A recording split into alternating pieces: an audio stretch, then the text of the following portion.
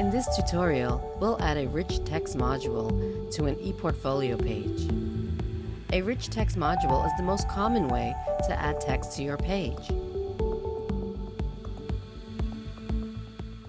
Select the appropriate content section where you would like to upload a rich text module. Once selected, you should see a blue dotted line on the perimeter of the content section that indicates that is where the module will be added to.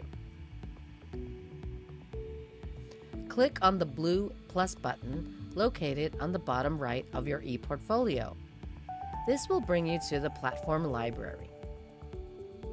Locate the function bar at the top of the page, then click Text.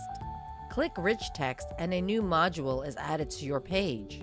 You'll be able to resize or move your rich text module on your page as you see fit. Click inside to write something or use the toolbar above to format your text.